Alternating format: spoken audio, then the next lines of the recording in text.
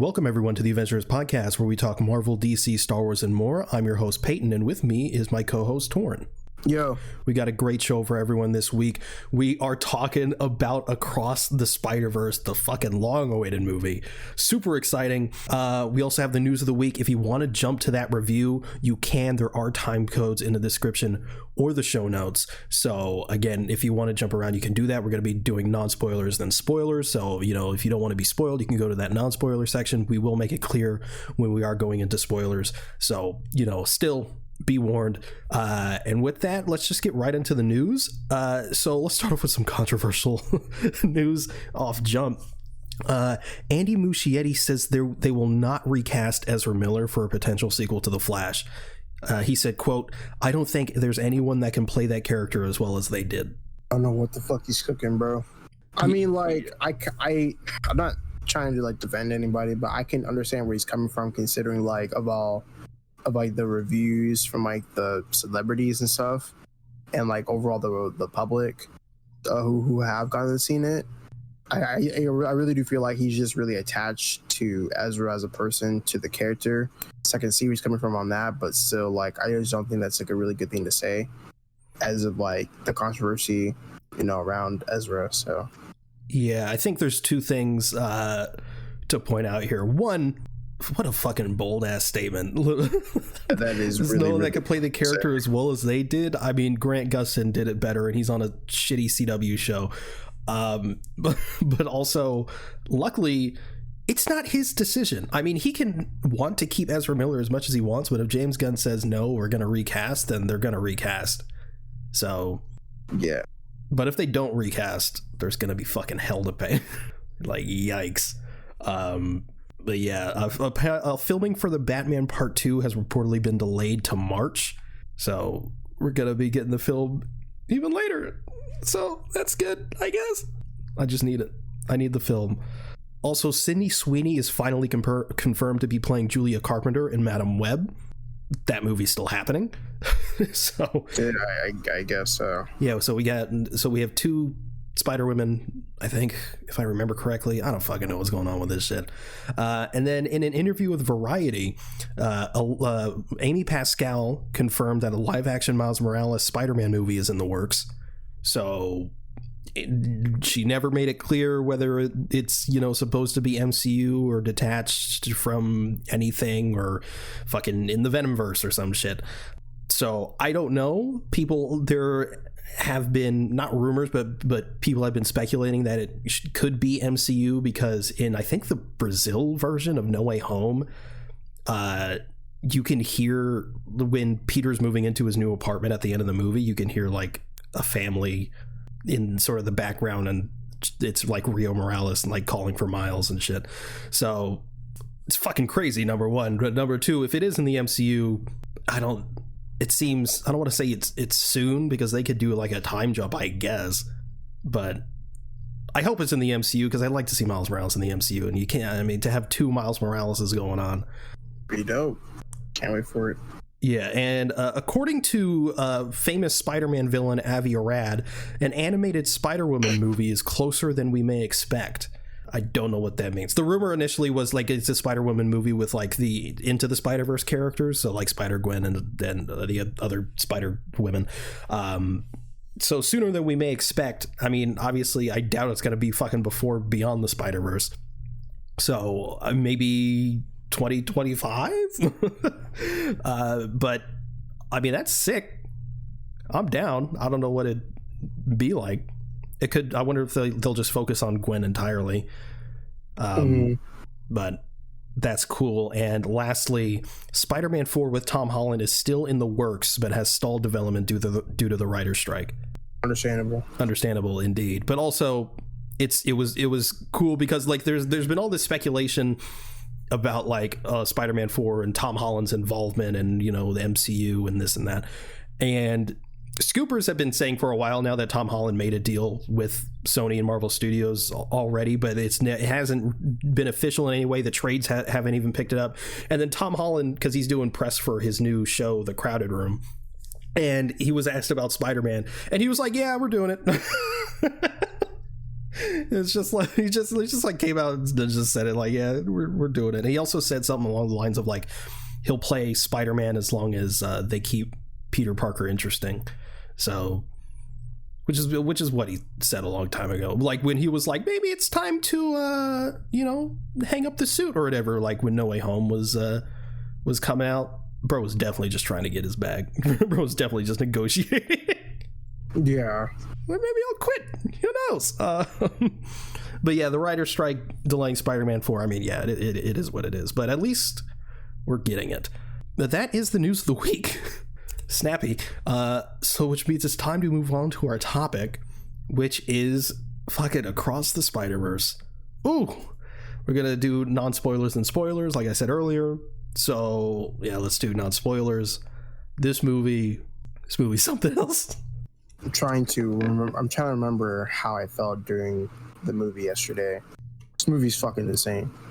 Overstimulating is what I'd say. Like it's hard to like gather thoughts because it's 2 hours and 20 minutes. So it's not like short, but it's not too long either, but so much shit happens. And it's like perfectly paced. Unfortunately, our screening, there was like weird audio issues. It wasn't like it didn't ruin the experience or anything, but the mix was weird.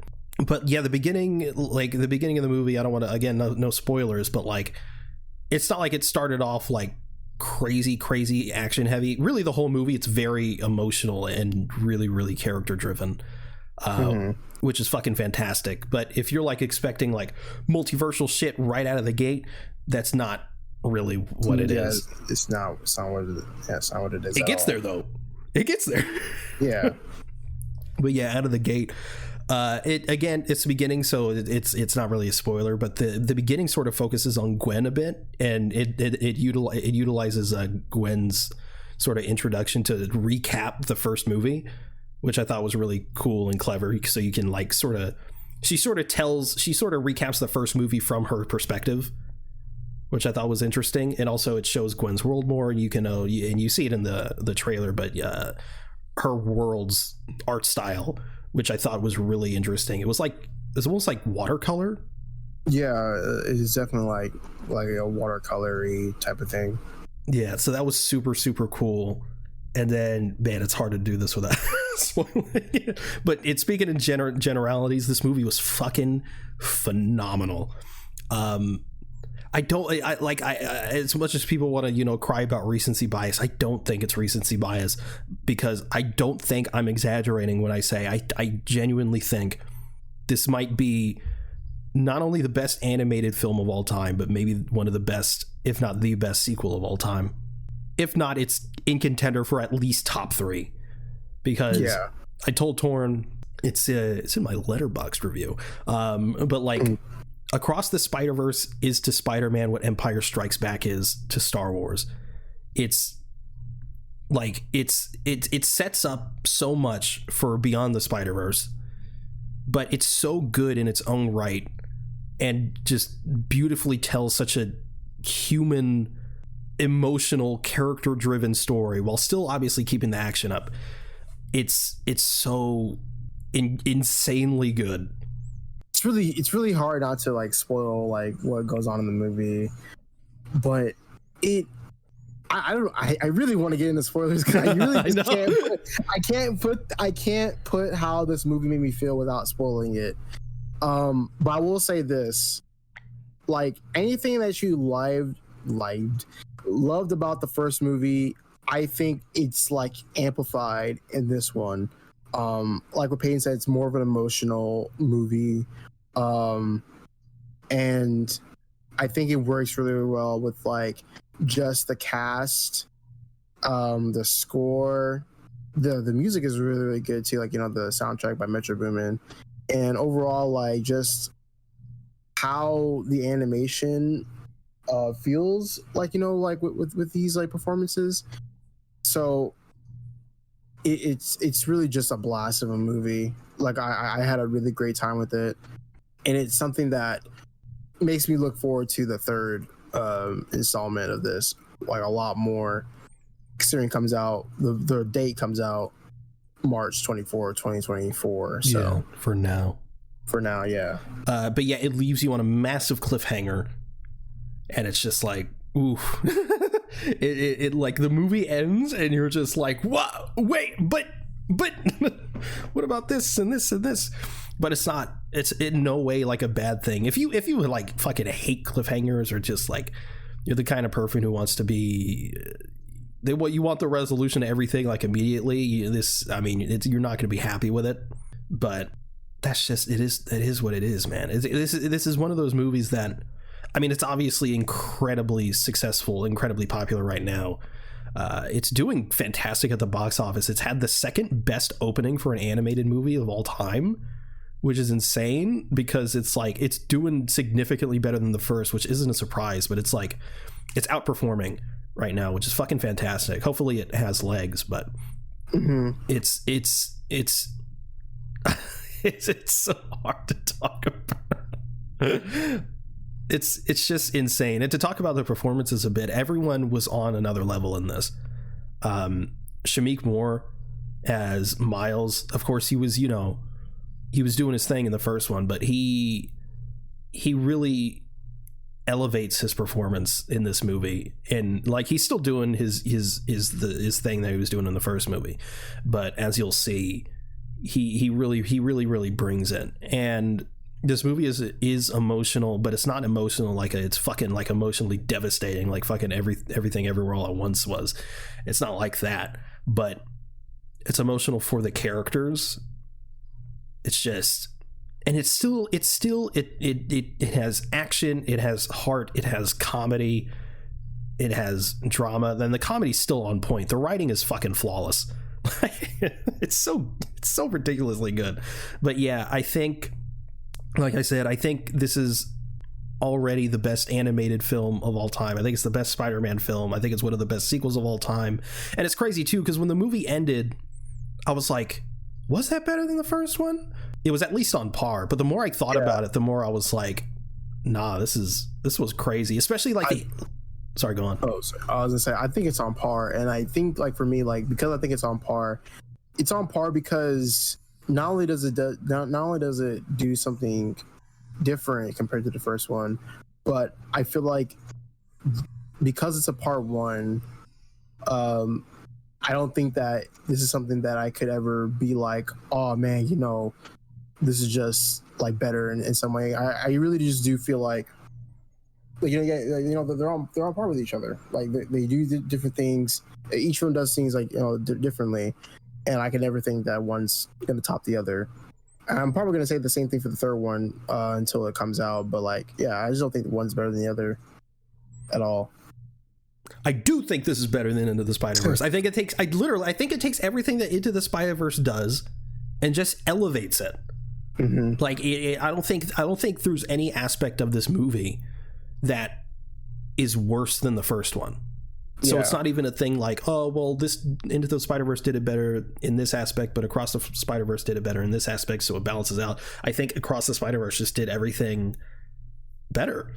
But I wanted to talk about the animation because like 3 years ago now, which is fucking crazy, when they were making the movie, like I forgot if it was Phil Lord or Chris Miller, but one of them said like the animation is going to be fucking groundbreaking in this one, and I was like, it's coming out 2023. I mean, the movie came out 5 years ago now. Yeah, that's fucking disgusting. I don't like that. I was like, okay, the first movie was obviously groundbreaking in its animation. I mean, it literally changed animation within Hollywood, period.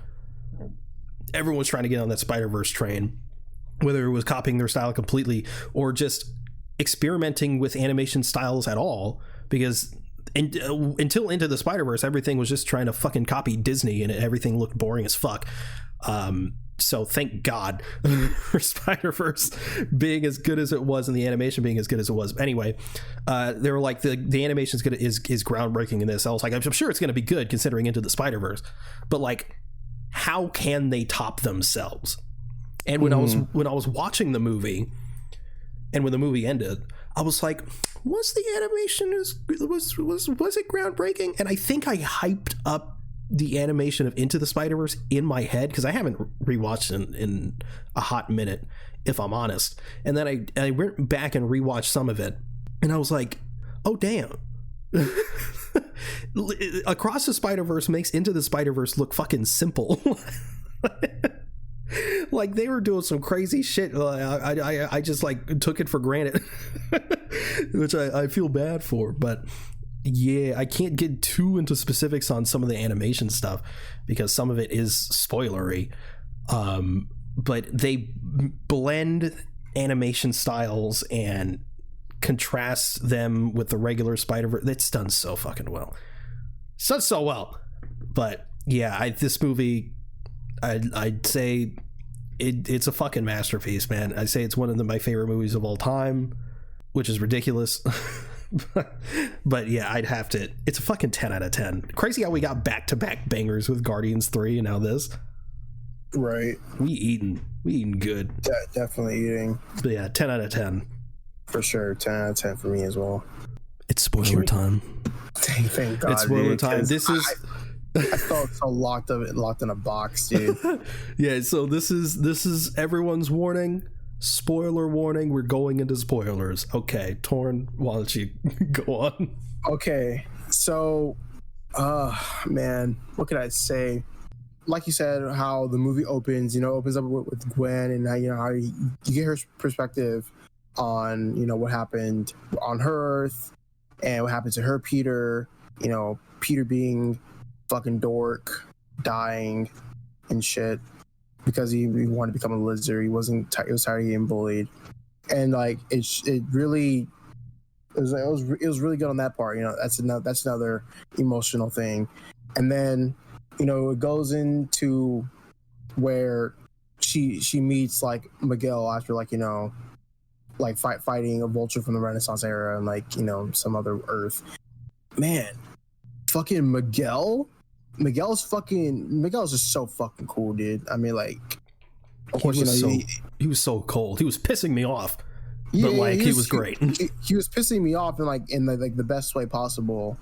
But dude, yeah, he was so fucking good, and I really just like how, just overall, emotionally for this movie, it's taking into account of how each Spider-Man is not only different but like the same, and how they have to go through their own problems and on their own individual Earths to become their very own Spider-Man, which I loved.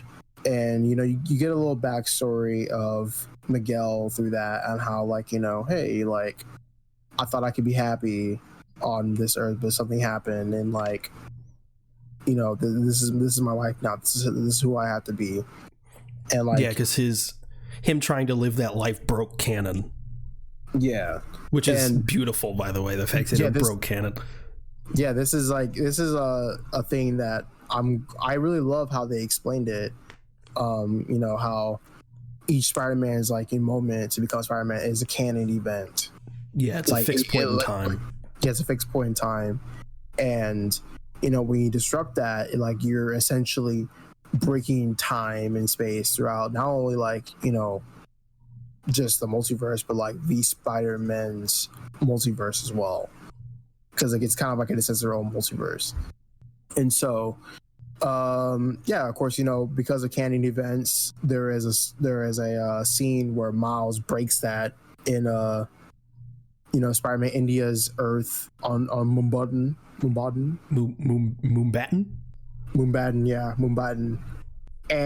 like I said, it's I love how they explained it, how there is a fixed point in time where someone close to Spider-Man has to die, whether if it's and I like how they changed it, because they changed it instead of being an Uncle Ben, and right now it has to be a captain, because now everyone's with Miles, Gwen, and Spider-Man India's fixed point it's supposed to be a captain, and of course that also goes through with Andrew Garfield Spider-Man, which we see.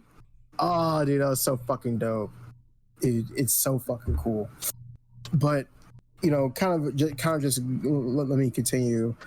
Just the performances of like not only everybody, like just of course Shamik Moore, Haley Steinfeld, Oscar Isaac, but Jason Schwartzman, dude, as Spot, bro, was killing it, dude. He was fucking insane, bro. Like now I'm like beyond the Spider-Verse, like what is he gonna do, like, because he was doing like for majority of this movie that he was in, because he's not in it too much, which is crazy that the villain is just not really in it, and yet it still manages to be just fucking brilliant. He was all goofy and whatever, and then when he makes that turn, like I'm still being kind of hesitant. I'm still not fully in spoiler mode, but when he takes that turn, number one, Jason Schwartzman, I got to give that man more credit as an actor. God damn, and two, the design, the animation, bro, crazy. Holy shit. And also like even the previous design, the regular design, he's like a little sketch. You could see like the sketch lines. That's I did so see that. Cool. Yeah, and see the thing is like like with, so I remember they said like back in like 2020 or something like that like Spot was going to be the main villain, and like Spot is a Spider-Man villain. And that had me super excited because he always seems like a character that couldn't really work in live action, but animation you could do something really cool with it. But I wasn't expecting this. And so like when you're watching the trailers, it's like, oh yeah, like Spot's like kind of goofy, and it's like, okay, I'm kind of figuring. But then like they're also for the promos, they're like making like Spider-Man 2099 kind of like the main villain or something like that. And I was like, okay, Spot's kind of goofy. I guess he's gonna be like an antagonist for like a part of the movie, and this gonna be Spider-Man 2099. But when they dialed that shit up to 11 and switched it completely, holy fuck. And it's, oh my god, it's crazy, dude. It's fucking, it was so fucking insane. And it's like, it's for a Spot, his motivation was so simple, but it's how his motivation wasn't even it was fucking stupid. His motivation was so stupid, but it works. Yeah, it really does work because he's willing to go to the extreme to do that. And it's like, part of me was like, are you really gonna like destroy everything because you got hit with a bagel? Yeah. But then I realized like kind of like every Spider-Man villain's origin is dumb as fuck. Yeah, pretty much. Yeah, also the Spot is the scientist who got hit with the bagel into the Spider-Verse. Brilliant. Fucking crazy how a butterfly effect works. Fucking hilarious. Not gonna eat any more bagels anytime soon. Yeah, that was one of my favorite moments for the first one too, because he gets hit with a bagel and it says bagel. Yeah, bagel. And then they fucking show it again, but like in black and white. Yeah. But going on to like another point or another plot that I liked was that, of course, the spider that bit Miles was from Earth 42, and how he wasn't supposed to be Spider-Man because of the fact that like he disrupted another canon event or something like that. Yeah. And how Earth 42 doesn't have a Spider-Man because of what happened. And so it's taking the best parts of Spider-Man into this film, how like of course he has to be his own Spider-Man, and how Miles is like, this is my story, this is what I'm going to do, I'm a Spider-Man now, you can't really take that away from me. And of course you have like this plot line where like, of course it's like a me against the world type of thing, where in Miles' perspective, Gwen and Peter B. Parker are like against him, like in his perspective, because they're not telling him anything, and he has to figure out all these things on his own, and how he wants to save everybody and do what he can as Spider-Man, but of course that's just not what he can do, because that's the role of Spider-Man. And like going back to Oscar Isaac, he's just fucking phenomenal as Spider-Man 2099. Like Spider-Man 2099, like like his villainy towards Miles.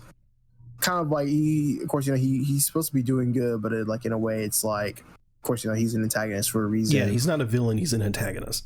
Yeah, and like he again, I gotta give credit to the fucking writing, and obviously his performance as well. But like, he's such a serious character, and they even joke about that. Peter B. Parker's like, we're supposed to be funny. Yeah, like, what are you doing? But like, he's so serious, and he's so like broody. And his character at times, at moments, still manages to be funny, but he still plays it very, very straight, and it works brilliantly. I think one of my favorite comedy moments of it was like Miles is going to Sector B, and then like the one Spider-Man walks in, he's like, "Do I got mustard on my face?" And he's like, "Behind you, behind you!" And he turns around. Then, oh my god, that one Spider-Man just like fucking powers up with the suit. That shit was so funny. Oh, like, fuck, man. One of the funnier bits for me was the 1960s Spider-Man. Oh yeah, and he starts swinging. It's like all like still. Yeah, that was fucking hilarious. And it starts playing the theme for a second. It's fucking great, man. But like, I'll say one thing I was relieved about. The love triangle thing. Yeah, the love triangle thing. They really started setting up that Hobie was going to be a love interest for Gwen, and thank Christ they made it. They made it pretty clear that nothing was going on. I'm pretty sure, unless I missed something. I feel like they made it pretty clear that nothing was going on, and they were just friends. But like, I was like, I don't give a fuck about this. This is not what I want to see.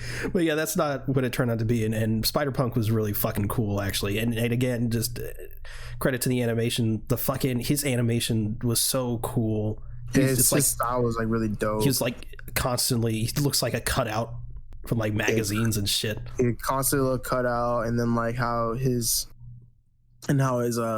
color kept changing. Yeah, Daniel Kaluuya with his British accent. I couldn't understand shit.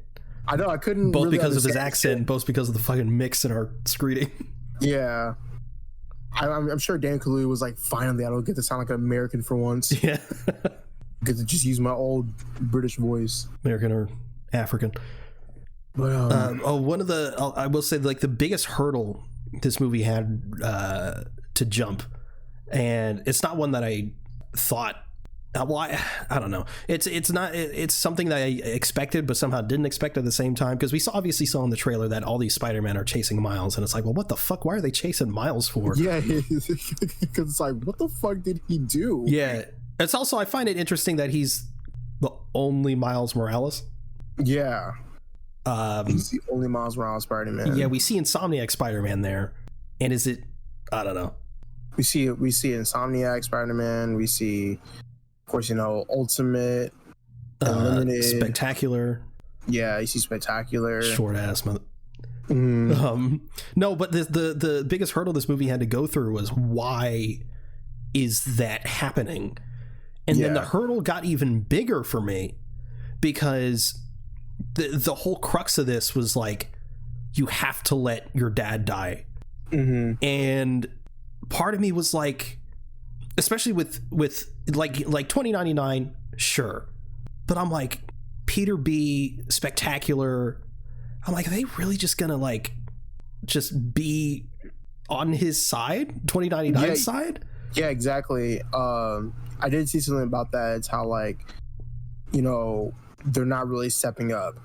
They're not really trying their hardest to like stop 2099 from just like letting this happen. Yeah, because I feel like part of Spider-Man's character is he's gonna do his damnedest to do whatever he can, no matter what, to save whoever. Like, okay, for example, Spider-Man No Way Home, Strange is like, this is the only way, we have to send these guys home, otherwise, the whole multiverse and blah blah blah blah blah.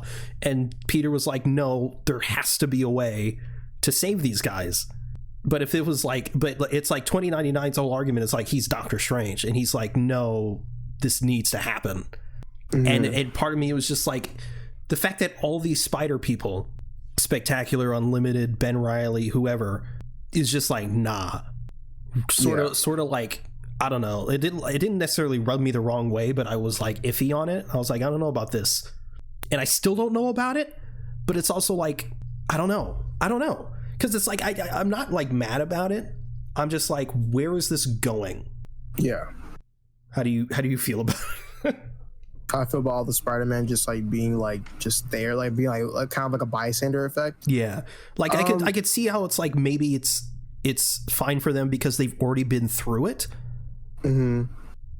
I don't know, but it's definitely like a tricky situation because like like they're explaining how every Spider-Man has to do something, but it's also like, I mean, they have to like let somebody die for them to become like their own Spider-Man. But I just feel like I'm just gonna agree with Miles on this because of the fact that like it, in his perspective and like of the writing, is that like, yeah, they've lost somebody, but it's like Miles can do so much more because he still has that family. He's still, they're still there, they're not dead, and like he's gonna do whatever he can. With the Spider-Man just like, yeah, being bystanders, I feel like, and yeah, I wish they would have done a little bit more instead of just being like, hey, stop, you're hurting Miles, like get off of him. Like, I mean, I think it's fine, I mean, it's whatever to me, but I do wish that like there was a little bit more force from the other Spider-Man. But it's like, but it's kind of like the only ones that were doing that were Gwen and Peter B. Yeah, Gwen and Peter, yeah. And I feel like they weren't really retaliating as much because they were at that point still on Miguel's side. They were just like, this needs to happen, but not like this. Mm-hmm. And I think it's because it's like, I feel like they feel like they have to, of course, be like on his side, on Miguel's side, is because like if they don't, like it's just gonna be flipped around on them, they're gonna get sent home, Yeah. So it's just like, can't beat them, join them type of thing. So the whole backstory, or not backstory, but like, well, yeah, kind of backstory, but like when Miguel, like you were saying, how he was like, he doesn't belong because the spider was from Earth 52 or whatever, 42. Dimension 52 or 42. Yeah. And it's, I felt so stupid because I was like, fucking obviously. I was like, why didn't I? Yeah, he's not supposed to be spider. It's a different fucking spider. The spider glitched in the beginning. Why didn't I think of that? I was like, yeah, duh. And then it's like, yeah, like, Earth 42 doesn't have a Spider-Man anymore. And I think it was like really fucking cool when, like, of course, when he snuck in back to the headquarters after getting fucking choke slammed and like held down by Miguel and tricking Miguel and going back into that, where they scanned like his DNA and it said Earth 42 and it's all fucked up in shambles. It was so fucking cool. But like to go back to like the sort of like, I guess, like philosophical sort of question of like whether or not these spider people are doing the right thing and shit. It's like, it was really crazy when like it was revealed that like Gwen tried to stop Peter from saving the captain in Spider-Man India's world. Yeah, like that's wild. Yeah, that spider people just be like, no, don't save that person. Mm-hmm. It's really, yeah, it's a crazy thing, and like I love how like it challenges like the lore of Spider-Man. Yeah, because like kind of like the whole thing of Spider-Man is like he's gonna have to save somebody, or say he wants to save people because that's what he has to do because he's that hero. But knowing that, hey, like, I mean, well, let this person die so they can become a Spider-Man. It's like, what the fuck? That's fucking crazy. And it's like, well, no, it's not even letting them be Spider-Man, because the captain shit, that's not them becoming Spider-Man. That's just like happens to be a fixed point in time that needs to happen in order for the universe not to fucking collapse. Because like the person close to them dies, it makes them become Spider-Man, whether it's Uncle Ben or Peter or Aunt May. But like the whole captain thing, that just happens to be part of their journey. Okay. So like, because it's like the captain was in Spider-Man India's world. Spider-Man India was already there. Yeah. But he was supposed to die, but Miles was an anomaly because he followed Gwen. Mm. And they're just like, nah, don't save. That's just. Yeah, it's just crazy. I also love how I love how Miguel calls Miles the OG anomaly. Yeah, bro's the OG anomaly. That's fucking crazy. But to speak to Gwen a bit, like, because obviously once after the beginning being, you know, Gwen's perspective, although it does switch towards the end more. When it goes back to Miles and we start to follow Gwen more, it through Miles' perspective, I felt like everything Miles was feeling, like seeing Gwen for the first again, like the reunion. It's like, yay, this is great. And then she put the little like tracker thing down, and I was like, hold up, what's going on here? And then Miles, you know, going invisible and semi figuring out what was going on and being like, what the fuck? Like, what is Gwen doing? And then like just feeling like just like ultimate betrayal from Gwen. It's like, I know what she's doing. She thinks what she's doing is right. But like the fact that I don't know, like I feel like Miles is like thoughts just like racing as mine were of like, how could she do this? How could they do this? Like, what even is this? Like, it was just so brilliantly done. Yeah, Gwen was being a bitch in this movie, low key. Sorry. I don't know, bro. She was being a little rude to Miles, bro. Crazy. She was being a little rude to Miles, but it's like she felt like she couldn't tell. But I mean, she wasn't even supposed to see him anyway. So like, nah, fuck that, dude. I would have done something about it. Wish we had got more Miguel's fangs. Vampire action. Crazy. Why is he built like that? What? He's like, Miguel? Yeah. Bro, I don't know, dude. Bro's got like a weird neck. They made him like skinny, buff, and like lean all at once or some shit. It's like super fucking tall too. It's always funny in animation where like, because like his head shape, as like when he takes off the mask, is not even remotely close to what it looks like with the mask on. Yeah, it's so that's fucking funny. But like all these spider people, like it brings up like so many questions, and at the end of the day, it's not that deep. But like Insomniac Spider-Man's there. Does this take place before he even meets Miles? Why isn't Insomniac Miles there at all? Is he just not telling Miles? And also, like, there's been rumors semi recently that the Spider-Verse or some multiverse something is going to be involved in Spider-Man 2. So like, what if is that connected to this at all? But then that brings up the question of like, why isn't there any other Miles Morales variants? I don't know. This is a lot of shit. Bunch of clusterfuck shit. But also, it's like that's where we get like, you know, beyond the Spider-Verse, just gonna answer up all those questions, or it doesn't. Maybe, which is fine, I guess. Yeah, but like it also when Miguel was showing Miles like what the fuck all this is, it sort of starts off like the Loki sacred timeline thing. Mm-hmm.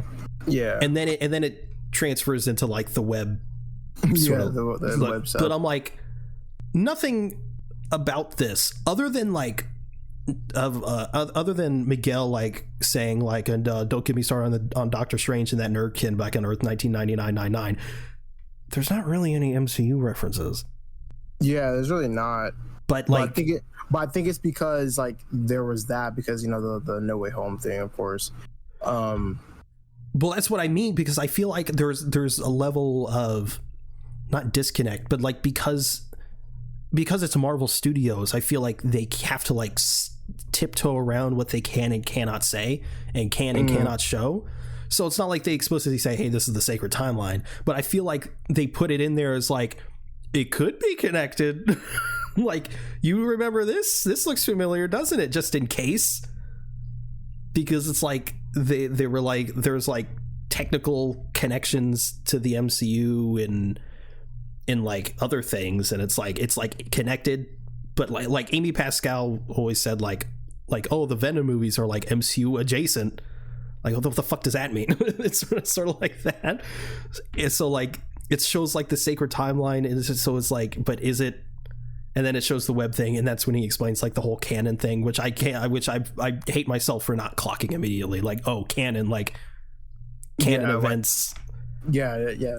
I caught that on Gwen's watch, the Road to Watch thing. The little web timeline thing. You know what that reminds me of? It reminds me of the Madam Web thing in the '90s Spider-Man show. Yeah, when she's showing like Peter like all the possibilities and shit. Yeah, what the fuck is that called? What they call that? I have no idea. I'm pretty sure it had a name. Web Spider Verse. The Web of Time. Web of Shadows. I don't know. The Web of Life. Yes. Web of Life of Destiny. That's what it's called. Man, can't wait to see that in the Madam Web movie. I know, releasing in 2028.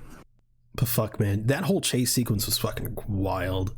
And there was so much shit. Like, I can't even begin to like. There's probably a bunch of shit that I don't even remember. But like, there was the canon stuff. It was talking about how like showing all the Uncle Ben shit, and you could see Andrew and Toby, with their respective Uncle Bens. I think there was Spectacular Morning Uncle Ben. There's Spectacular as well, and there's some stuff from the comics. Yeah, and then of course, like you said, we see Andrew with Captain Stacy, which is super cool to see. But we got to talk about it, bro. We got to talk about it. Oh, talking about the big cameo. Big cameo. Oh, dude. Completely. How did that not leak? Or maybe it did, and I just didn't see it. But like, dude, Donald Glover as fucking Prowler, bro. Crazy. Was not expecting that at all. That suit too, bro. I wish I could see it more. Should have saw it in IMAX. Fuck. I know, right? But yeah, I'm buying tickets again. The question is, I'll see it on Sunday. So, but I don't think they did. But confirm the Earth, because they were showing it like, oh, this is I don't know, like this villain from this Earth, and it shows like in the little like comic bubble thing, it's like Earth whatever. But when we see Prowler, I feel like it didn't show up. I don't know, which dude. is bullshit. If I see it again and it says Earth 1999-99, I'm gonna lose my shit. I don't think it is. I don't think it says that though. But yes, it's okay. It's okay. I'll let you know if I see it on TikTok. but like, again, it brings up so many questions. Is it just really? It's just the pessimist in me just says it's a cool cameo. Donald Glover played Aaron Davis before. Okay, we'll make him the Prowler in this. But like, the optimist in me is like, okay, in the MCU, obviously he was in Homecoming. He said he has a nephew who lives here. He literally said the name Miles in a deleted scene. Homecoming took place in 2016. Before the snap, he survives the snap. He has to go to a life of crime because, you know, things turn to shit. So now he's the Prowler, and now everyone's back. Let's say even like Miles got snapped, right? So then it's like, okay, now he has even bigger motivation to, you know, or he didn't get snapped, but his parents got snapped. So now he has to take care of Miles, but he's fucking broke. So now he has to turn to a life of crime to, you know, raise the damn kid. But then, you know, all the snap brings everyone back again.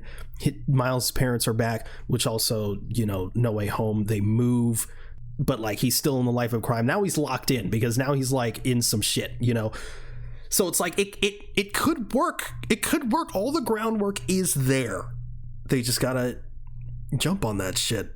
But then I'm thinking, okay, Donald Glover is in this as the Prowler. We know that Donald Glover is also doing some fucking bullshit Spider-Man villain solo movie, Disco, whoever the fuck, if you remember that.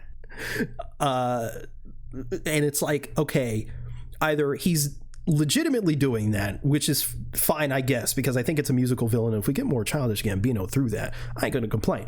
But what if they're actually just like making a Prowler movie, or that is their live action Miles Morales movie, and they're using like code names, but I also feel like that can't be it, because I really feel like, because the trades picked that up, like the Hollywood Reporter and Variety. So I feel like they know, and they would have said it if they knew it was a Prowler movie. And I don't think Sony's that smart to just conceal that.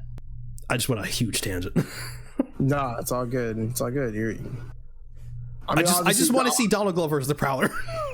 I know, dude. It's crazy. But man, dude, oh, dude, I can't believe they actually got him in that suit. Cause I saw for a glimpse of it. I saw like the skull, and I was like, oh, crazy, man, fucking dude. Wild. I know. We looked at each other. We're like, holy shit. I know, dude. We were like, oh shit. I just can't believe they managed to do that shit. And also, just like they now again, because again we saw glimpses of Andrew and Toby in the little thingies, and we saw the little holographic thing, but now it sets the groundwork for live action people to interact with animated people. Speaking of which, the Spot goes into the Venomverse and speaks to Mrs. whatever her name is. Mrs. Cheng, I think so. Something like that. Yeah, but of course, like, you could tell they just reuse scenes from Venom. Yeah. So yeah, that's that part I got spoiled by. Oh, you did? Yeah, I forgot. It was either in a clip or a TV spot or something. I was like, God damn it. But yeah, they were pushing this movie fucking hard as shit. As they should. For real. It made I think it was projected to make like 16 million in Thursday previews, and it made like 17.5. I remember I did see somebody in the comments of like Twitter. It was like, I feel like I've seen the entire movie because of like the promos. Don't watch the clips. Boy. I'm like, boy, you haven't seen shit yet, dude. That, and you just don't watch them. That's what I did. Like, I kept seeing them on like Twitter and stuff. I was like, scroll past. I kept seeing like a bunch of shit on it. I think I saw like the part where Miguel was like talking to the Spider-Man who's like, oh, I got mustard on my face. I saw that clip on TikTok. Really? Like, yeah, like I think like the official like page, they posted that or something. I saw that clip, and then I saw something else too. I think that was just like the only clip I saw. Yeah, I didn't see any clips. I mean, like that one clip as outside the entire, Yeah, it's like nothing in comparison, but like. And also one thing that was a trailer shot that wasn't in the movie. You know how like Spider-Man 2099 was chasing Miles, through dimensions and shit. Yeah, the dimensions. Yeah, that wasn't in the movie. Yeah, and people are like, "Ooh, this is it. That's actually beyond the Spider-Verse." I don't think so, because then they're just reusing the Slam thing. Mm-hmm. So yeah, that's just a trailer shot. Yeah. Speaking of the Spot, bro, it's like he only scratched the surface of like multi-dimensional like abilities in this, and now he's like insane. Like what are we in store for in Beyond the Spider-Verse? Like I don't even know. I don't even know. And it's, dude, they're fucking cooking, dude. Yeah. And the little we do see, obviously we see him in the Venomverse, and then we see him in the Lego fucking verse, which was awesome. Oh, yeah. And Miguel was like, thanks, Peter, you're one of our best. That's like awesome. That Lego Spider-Man is one of the best Spider-Man. That's so good. Also, it was really cool to see J.K. Simmons, J. Jonah Jameson just sort of sprinkled throughout the film. Yeah, for sure. Yeah. And some of it, I was like, these reused lines, but then there were lines in there. I was like, oh no, they got him in the recording booth for this. That's awesome. What else? I remember seeing the Spider-Man plushie. Spider-Man plushie. Okay, so like, what you call it? So you remember? So going back to that clip of like Miguel yelling out to that Spider-Man about how he's like on the back, in the very like bottom right, there's a Spider-Man plushie, like alive, all angry. Yeah, he's like moving. What? Yeah, dude, it's crazy. And then like, I also saw briefly like when they were chasing Miles, you see like a Spider-Man Funko Pop, like chasing him. What? Yeah. God damn. I'm like over here trying to crazy. watch the background and I didn't see shit apparently. And then that Spider-Man who was like, oh, like they ain't nowhere to run. It's like, by fault, there is somewhere to run. That's that was Metro Boomin. Yeah. That was pretty cool. But yeah, like it's like a little Spider-Man plush toy at the very bottom right screen. I thought it was weird how, not weird in like a bad way, like this movie's shit way, but like during the chase scene, like one of them is serving burgers with like a Spider-Man 2099 bun. And I was like, that's a bit narcissistic, isn't it? They got their own Spider-Man Whopper, dude. Oh my god. Whopper. What the blue bun? What the buns? What the buns? Yeah, they showed that before the movie came on. Bro, that should have been the Spider-Verse Whopper, dude. That should have been that. True. Instead of the red bun. That would have been actually pretty fucking dope. But I remember some people, they were like, oh yeah, like I'm pretty bummed out that Spider-Man Noir isn't in the movie. And I'm like, oh well, I got some news for you. Yeah, because someone was like, yeah, Sony said they weren't bringing back Spider-Man, Spider-Man Noir, and Penny Parker. And I'm like, oh well, they fucking lied to you, boy. Yeah, Penny Parker gets a line in this. She gets a line. She gets like an additional 7 seconds of screen time. Yeah, in a big Spider-Mech. Yeah, a huge Spider-Man. And then at the end, of course, they tease that they're all back to find Miles. So it's Gwen, Peter B, Noir, Spider-Ham, and Penny Parker. Peter Porker. But dude, also like, hopefully still played by John Mulaney despite his situation. Is he controversial or something? He's controversial because people like to meddle in celebrities' personal lives. Yeah, I don't know. Something about John Mulaney. People were like, "Yeah, I fucking hate John Mulaney." I was like, "What? I'm like, what did he do? Like, I don't even understand." Because I think he had a baby with someone, Olivia Wilde. I don't remember, and like he broke up with her or something. I don't fucking know. But I was more talking about his drug problem, which I think he's fine now. So good. I don't know. Just I ain't with all that celebrity stuff. Like, I don't care about the personal lives. But I kind of want to go back to, the Earth 42 thing, because of course, I kind of saw it. I kind of understood what they were going for. It was predictable, but in the best way. It was like, yeah, he goes to Earth 42 because that's the spider in his DNA, and you see his room is different, and I'm like, oh, okay.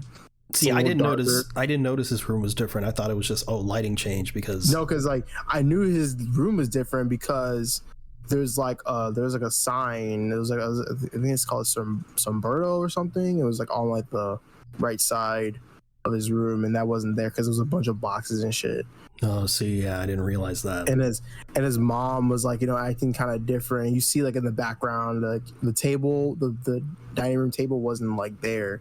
And I didn't notice that either. God damn, look at you. And the layout is different of the house.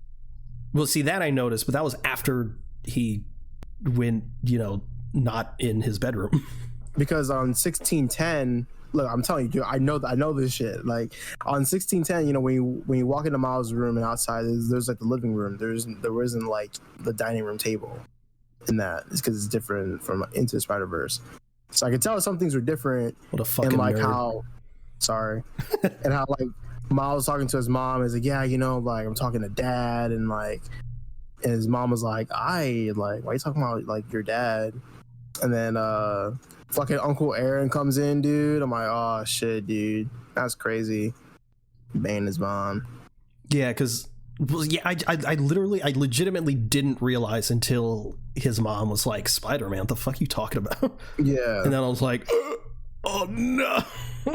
Which sucks. It's like, that's again, they're just playing with tropes because that's the point of the movie where he revealed that he's Spider-Man, but they're like, nah.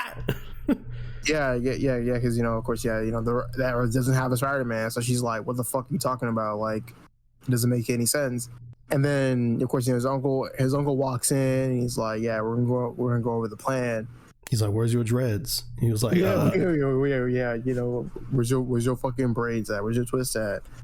But dude, no, because I think it was fucking crazy when like Miles like, oh yeah, let's talk about this or whatever, and then he sees like his dad's face with the rest in power, and the camera like fucking turns to like Uncle Aaron's face, and then you see the Prowler for like a split second and gets fucking knocked out. That was crazy.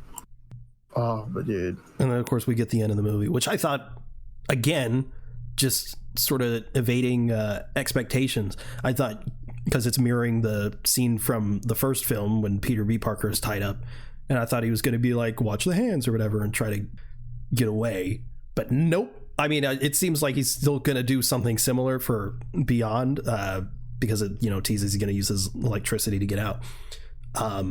But like, Miles Prowler, come on. Yeah, I know, dude. And we talked about a little bit when we got out of the movie, but like Shameik Moore, I was not expecting that out of him. I know. I was very impressed. Yeah, because at first I didn't even know that it was him. At first, he sounded completely different, and like his range is just crazy, and like you could tell like how he says Miles Morales like differently, because like on Earth 42, or our Miles says Miles Morales and he says Miles Morales. He really gives it a little flair. Morales. Yeah, and then I'm like, dude, that's fucking crazy. Shit. Oh, fuck, that's crazy. And then like, oh, dude, and like when it hits, I remember when it said the to be continued. The whole audience, like, the whole audience is like, nah. Yeah, they're screaming, dude. Like, oh no, they did not. No and way. Then I know. That was crazy. And then the guy right next to me, he was like, man, fuck y'all. Dude, he was like so upset. The ending credits with the the animation with all the Spire people, that was pretty fucking cool. Oh yeah, like the end credits animation. Yeah that was fucking dope. Gorgeous. It reminded me of James Bond openings. It's fucking great. See, I never seen a James Bond movie in my life, so you gotta get on that. Only the Daniel Craig ones though. And then when there was no post credits scene, it just said Miles Morales will return Beyond the Spider-Verse and shit. We were like, oh, like there's nothing more, not a tease, no nothing. And then I was slightly disappointed, but like I said to you, it was like, yeah, the tone of the movie, it feels like, and here's this extra bit. It doesn't have the same impact. I knew they were gonna leave off on a cliffhanger, but like it was just that one. Yeah, because I was wondering how the cliffhanger was gonna end, because I thought like, I just was wondering how it was gonna end, and that is kind of crazy. But man, I had nothing else to really say about the movie other than that shit was fucking fire. This movie was absolutely fucking phenomenal. I can't wait to see it again. I'm gonna see it a million more times. Gonna get a steelbook. Yeah, I was gonna say, just imagine that steelbook. Well, I'm worried because I want it in 4K, but for Into they only had a Blu-ray steelbook, which I have, so I don't have it in 4K. So I'm hoping, because it's a bigger film, maybe they'll do a 4K steelbook. Hopefully, I don't know. But yeah, 10 out of 10 film, genuine masterpiece in my opinion. Definitely 10 out of 10. It's literally Empire Strikes Back. For sure. In the best way. The best sequel since Empire Strikes Back. The only thing to come close is Infinity War. Yup. Infinity War. And last thing I'll say is if they manage to stick the landing with Beyond the Spider-Verse, it's crazy because we just got like Guardians of the Galaxy and shit.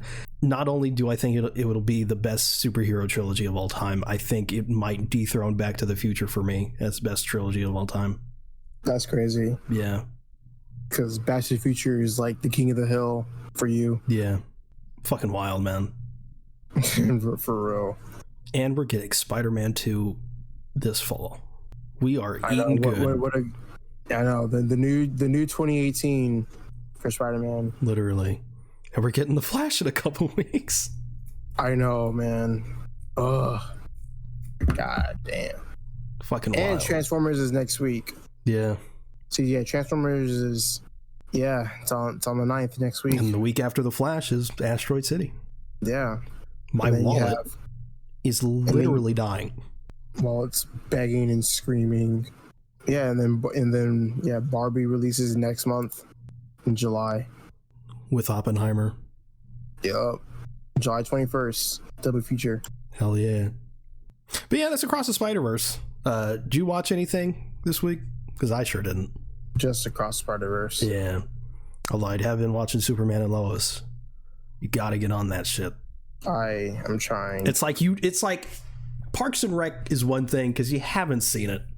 And so it's like up in the air. But you've seen season 1. You know it's peak.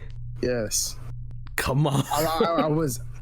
So the only thing I really remember from Superman and Lois season 2, so I was on season 2, because you have the whole Bizarro thing. Yeah. And he's like in that radioactive suit. He got out of it, and then there's like Lois is like investigating some like cult, some shit. Yeah.